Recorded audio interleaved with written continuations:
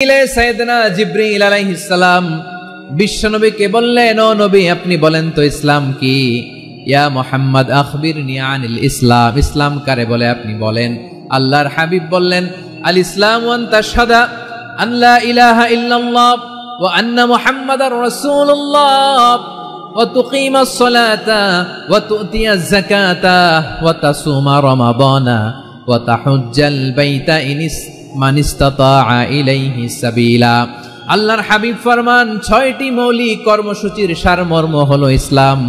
এক হলো তুমি সাক্ষী দিবা আল্লাহ ছাড়া কোনো ইলাহ নাই, মুহাম্মদ ছাড়া রাসূল নাই, তিনি আমাদের রাসূল। সালাত কায়েম করবা, যাকাত আদায় করবা, সামর্থ্য থাকলে আল্লাহর ঘরে হজ করতে যাবা। এই 6টা কর্মসূচির সারমর্মের নাম হলো ইসলাম। ময়মনসিংহবাসী আওয়াজ করে বলেন, এই 6টা কর্মসূচির সারমর্মের নাম কি? তাহলে ইসলাম কারে বলে বুঝতে পারছেন? তাহলে 10 নম্বরের 1 নম্বর আমরা বুঝে ফেলছি, ইন্নাল মুসলিমিনা ওয়াল মুসলিমাতি। আল্লাহ বলেন, মুসলিম পুরুষ এবং নারী আমার কাছে প্রিয়, যারা আমি আল্লাহর আদেশের সামনে নিজেদেরকে সোপর্দ করে দেয়, সারেন্ডার করে দেয়, আমি আল্লাহর বিধানের সামনে নিজেকে সঁপে দেয়, আমি আল্লাহর ইচ্ছার সামনে নিজের ইচ্ছা বিসর্জন দেয়, আমি আল্লাহর সামনে সে সারেন্ডার করে, আত্মসমর্পণ করে, সেই মুসলিম। ঠিক কিনা বলেন? তাহলে 1 নম্বর বৈশিষ্ট্য ইন্নাল মুসলিমিনা ওয়াল মুসলিমাতি। এরপরে আল্লাহ বললেন ওয়াল মুমিনিনা ওয়াল মুমিনাতি, বিশ্বাসী নারী এবং পুরুষ, আত্মসমর্পণকারী নারী এবং পুরুষ যেমনি আল্লাহর কাছে প্রিয়, ঈমানদার পুরুষ এবং নারীরাও আল্লাহর কাছে প্রিয়। পড়েন সুবহানাল্লাহ। মুমিনিনা ওয়াল মুমিনাতি। দেখেন, আমি আলোচনার শুরুতেই বলেছি, এই আয়াতে আল্লাহ তাআলা পুরুষদের কথা বলার সাথে সাথে পাশাপাশি কাদের কথা বলেছেন? নারীদের কথা। আওয়াজ করে বলেন, কাদের কথা? নারীদের কথা বলেছেন। এজন্য মুমিনিনা ওয়াল মুমিনাতি, আল্লাহ ঈমানদার পুরুষদের যেমনি পছন্দ করেন, ঈমানদার নারীদেরকেও তিনি পছন্দ করেন। ঈমান মানে হচ্ছে স্বীকৃতি দেওয়া। ঈমান মানে স্বীকৃতি দেওয়া। কিসের স্বীকৃতি? বিশ্বাসের স্বীকৃতি। কিসের? মাশাআল্লাহ, বিশ্বাসের স্বীকৃতি। এই পৃথিবীতে বিশ্বাসের দাম বড্ড বেশি। এই পৃথিবীতে সবচেয়ে দামি জিনিস কি? বিশ্বাস। বিশ্বাস ছাড়া এই জগৎ চলে? স্বামী স্ত্রীর সম্পর্ক কিসের উপর টিকে থাকে বলেন তো? হ্যাঁ, বিশ্বাসের উপর টিকে থাকে। স্বামী স্ত্রীর সম্পর্ক টিকে থাকে বিশ্বাসের উপর। আচ্ছা, পার্টনারশিপে যারা ব্যবসা করেন, পার্টনারশিপের বিজনেস, এটা টিকে থাকে কিসের উপর? বিশ্বাসের উপর। এই জগৎটাই চলে বিশ্বাসের উপর। বিশ্বাসীরা এই পৃথিবীতে না থাকলে আল্লাহ এই পৃথিবীও টিকায় রাখতেন না। একজন বিশ্বাসী এই পৃথিবীর বুকে বেঁচে থাকলে আল্লাহ তাআলা এই পৃথিবী ধ্বংস করবেন না। চিল্লায় পড়েন আল্লাহু আকবার। এই পৃথিবীর সবচেয়ে দামি বস্তু বিশ্বাস, সবচেয়ে দামি। বিশ্বাস দিয়ে এই পৃথিবী চলে।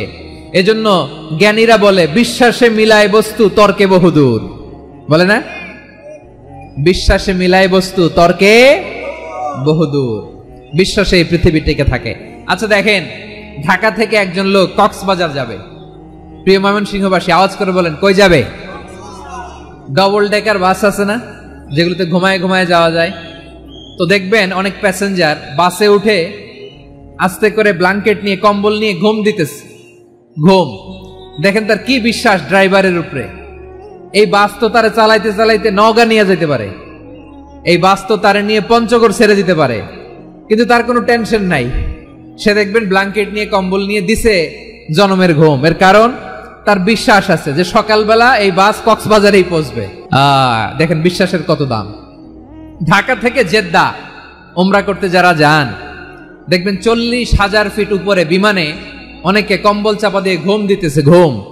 এই বিমান 40,000 ফিট উপর দিয়ে পাইলট চালায়া এটাকে আফ্রিকার জঙ্গলে নিয়ে যায় নাকি ভারত মহাসাগরে নিয়ে যায়, তার কোনো টেনশন নাই। সে ঘুম, কারণ তার পাইলটের উপর, এই এয়ারলাইন্সের উপর বিশ্বাস আছে যে সকালবেলায় এটা জেদ্দা আন্তর্জাতিক বিমানবন্দরে ল্যান্ড করবে। ঠিক কিনা বলেন? বাবা বাবা তার কলিজার টুকরো সন্তানকে, ছোট্ট ছেলেটাকে দেখবেন মাঝে মাঝে আদর করে এরকম শূন্যে ছুঁড়ে মারে। আপনারা মারেন? ময়মনসিংহের বাবারা বাচ্চাদের সাথে এরকম মজা করেন না? তো উত্তর দেন না কেন? আপনারা করেন? বাবা তার সন্তানকে, ধরেন ছোট্ট মেয়েটাকে আদর করে কোলে তুলে এরকম শূন্যে ছুঁড়ে মারে। তো মেয়েটাকে শূন্যে ছুঁড়ে মারলে দেখবেন মেয়েটা খিলখিল করে হাসে। খিলখিল করে হাসে। ও যদি নিচে পড়ে ওর হাতও ভাঙবে, পাও ভাঙবে, তারপরেও হাসে। কেন হাসে? কারণ মেয়েটার বিশ্বাস আছে যে আব্বু আমারে ছাড়বে না, আব্বু আমাকে ঠিকই ধরে ফেলবে। চিল্লায় বলেন ঠিক কি না? ও আমার প্রাণের ময়মনসিংহের ভাইরা, এই জমিন চলে বিশ্বাসে।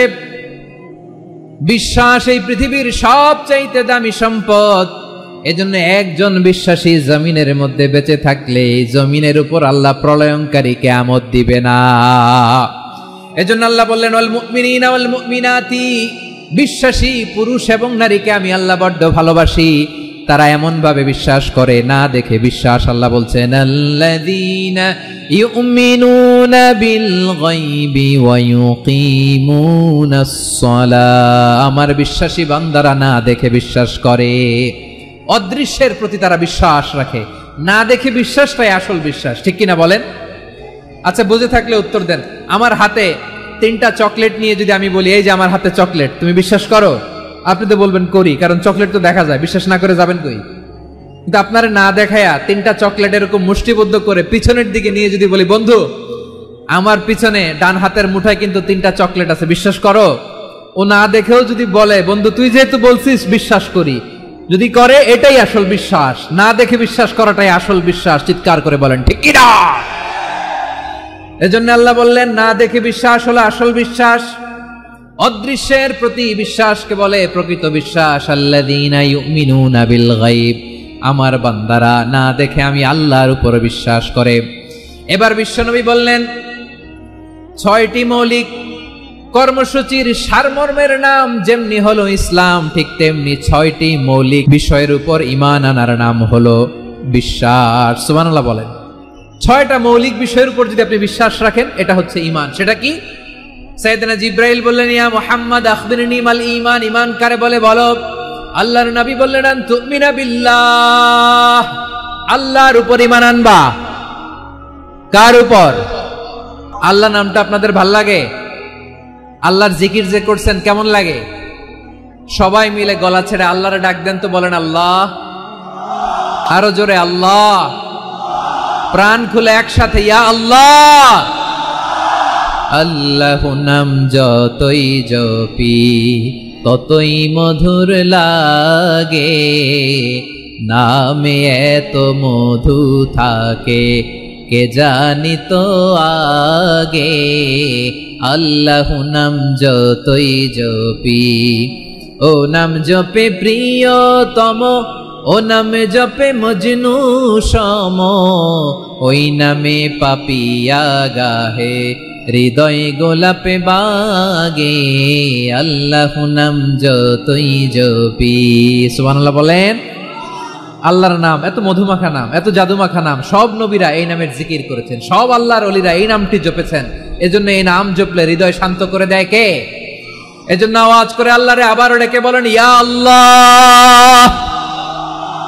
বিশ্বনবী বললেন ঈমান মানে আন তুমিনা বিল্লাহ, আল্লাহর উপর ঈমান আনবা, ওয়া মালাইকাতিহি, ফেরেশতাদের উপর ঈমান আনবা, ওয়া কুতুবিহি, আল্লাহর পাঠানো কিতাবের উপর ঈমান আনবা, ওয়া রুসুলিহি, রাসূলের উপর ঈমান আনবা, ওয়াল ইয়াউমিল আখিরি, শেষ বিচারের প্রতি ঈমান আনবা, ওয়া তুমিনা বিল কদরি খাইরিহি ওয়া শাররিহি, আল্লাহর দেয়া তাকদীরের উপর ঈমান আনবা। ঠিক কিনা বলেন? তাহলে এই 6টা মৌলিক বিষয়ের উপর বিশ্বাসকে বলে ঈমান। আল্লাহ ওই ঈমানদারদেরকে পছন্দ করে যাদের ঈমান এরকম মজবুত। আল্লাহ বললেন ওয়াল মুমিনিনা ওয়াল মুমিনাতি, ঈমানদার পুরুষ এবং নারীরাও আমার কাছে বড্ড প্রিয়। তাহলে আমার প্রিয় ভাইরা, ইসলাম যেমনি বুঝেছেন সারেন্ডার, ঈমান মানে হচ্ছে বিশ্বাস, বিশ্বাসের স্বীকৃতি। এই বিশ্বাস না থাকলে ওই মানুষের কোনো দাম নাই। ঈমান ছাড়া নেক আমলের কোনো দাম নাই। ঈমান হলো সংখ্যার মতো, নেক আমল হলো শূন্যের মতো। বুঝে থাকলে উত্তর দেন। ঈমান কিসের মতো? কথা বলে না, বুঝে নাই বোধহয়। ঈমান কিসের মতো? সংখ্যা। আর নেক আমল শূন্য। আচ্ছা, আপনি ঈমান আনেন না, ঈমান ছাড়া খালি নেক আমল, তাহাজ্জুদ, নামাজ, রোজা, জিকির, আজকার, এক এক ইবাদতের কারণে খালি শূন্য পাইতেছেন। শূন্য পেতে পেতে পেতে পেতে হাজারটা শূন্য। এটার কোনো দাম আছে? কথা কয় না, দাম আছে। কিন্তু আপনি ঈমান আনার পর একটা সংখ্যা পেয়ে গেলেন, 1। এবার নেক আমল করলেই একের পাশে শূন্য বসে গেলে কত হয়? 10। এবার আবার দান করলেন, আরেকটা শূন্য পাইছেন, কত হইছে? এবার আল্লাহর কোরআনের তেলাওয়াত করলেন, আরেক শূন্য, কত হইছে? এবার জিকির করলেন, আরেক শূন্য কত হইছে? আবার ভালো কাজ করলেন, আরেক শূন্য কত হইছে? এখন যত সৎকর্ম নেক আমল করেন, শূন্য যত বাড়ে, এটার দাম আছে না নাই? এজন্য আমার প্রিয় ভাইয়েরা, ইমানের দাম সবচেয়ে বেশি। ইমান হলো সফলতার মাপকাঠি। টাকা যার বেশি সে সফল নয়, এই সমাজে দাপট যার বেশি সে সফল নয়, এই সমাজে খ্যাতি যার বেশি সে সফল নয়, যার হৃদয় ঈমান আছে, বিশ্বাস আছে, সেই সফল। ঠিক কি না? এজন্য রব্বুল আলামিন বলেন, ক্বাদ আফলাহাল মুমিনুনাল্লাযীনা হুম ফি সলাতিহিম খাশিউন। সফল হয়েছে তারা, ঈমান এনেছে যারা। আমার প্রিয় ভাইয়েরা, এই ঈমান হলো সফলতার মাপকাঠি। এই ঈমান হলো বিজয়ের পূর্ব শর্ত। ইসলামের বিজয় আমরা বাংলাদেশে চাই কি চাই না? আওয়াজ করে বলেন। রব্বুল আলামিন বলেন, ওয়ালা তাহিনু ওয়ালা তাহজানু ওয়া আনতুমুল আ'লাউনা ইন কুনতুম মুমিনিন। তোমরা চিন্তিত হয়ো না, ভেঙে পড়ো না, হতাশ হয়ো না, চিন্তিত হয়ো না, তোমাদেরই বিজয় হবে যদি তোমরা মুমিন হও। ঠিক কিনা বলেন? আপনারা কি অত্যাচার, আযাব, জুলুম দেখে ভয় পান? হ্যাঁ, নবীদের উপর অত্যাচার ছিল কি ছিল না? সাহাবাদের উপর ছিল কি ছিল না? এজন্য কোনো অত্যাচার, হুমকি, দামকি, জেল, জরিমানা মুমিনকে তার ঈমানের রাস্তা থেকে এক বিন্দু পরিমাণ পেছনে হটাতে পারে না। চিল্লায় বলো ঠিক কিনা? আমরা জেনে বুঝেই এই রাস্তায় এসেছি, এই রাস্তা থেকে আমাদেরকে কেউ পেছনে সরাতে পারবে না। চিৎকার করে বলেন ঠিক কিনা? আল্লাহ আমাদেরকে সুসংবাদ দেন, ওয়ালা তাহিনু ওয়ালা তাহজানু ওয়া আনতুমুল আ'লাউনা ইন কুনতুম মুমিনিন। হতাশ হয়ো না, নিরাশ হয়ো না, ভেঙে পড়ো না, তোমাদেরই বিজয় হবে যদি তোমরা মুমিন হও। এজন্য ঈমানের পথে আমরা থাকতে চাই কি চাই না? ঈমানের পথে অবিচল থেকে আমার মরণ যেন হয়। সবাই পড়েন আমিন। ঈমানের পথে অবিচল থেকে আমার মরণ যেন হয়। তোমারই কাছে মিনতি আমার, তোমারই কাছে মিনতি আমার, মহামহিম দয়াময়। ঈমানের পথে অবিচল থেকে আমার মরণ যেন হয়। পড়েন আমিন। তাহলে ইন্নাল মুসলিমিনা ওয়াল মুসলিমাতি, আল্লাহ বলে যে নারী এবং পুরুষ আমি আল্লাহর বিধানের সামনে আত্মসমর্পণ করে তাদের আমি ভালোবাসি। আবার যে নারী এবং পুরুষ আমার উপর, আখিরাতের উপর, নবীর উপর বিশ্বাস স্থাপন করে তাদেরকে আমি ভালোবাসি। বিশ্বাস হলো সবচাইতে দামি। ঠিক কিনা? তাহলে মুসলিমিন মুসলিমাত গেল, মুমিনিন মুমিনাত গেল।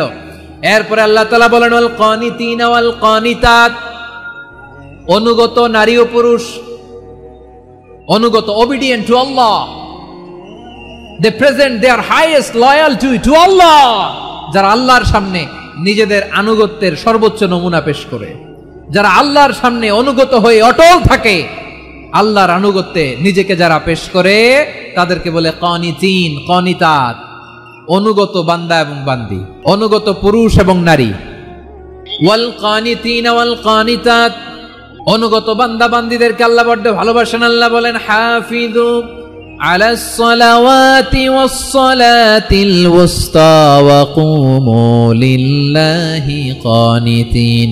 তোমরা নামাজগুলোকে যত্নের সাথে আদায় করো, বিশেষ করে মধ্যম নামাজ, আসরের নামাজ। আর আমি আল্লাহর সামনে যখন দাঁড়াবা, আমি আল্লাহর সামনে যখন দাঁড়াবা অনুগত হয়ে দাঁড়াবা। আল্লাহর সামনে নামাজে যখন দাঁড়াবো অনুগত হয়ে দাঁড়াবো।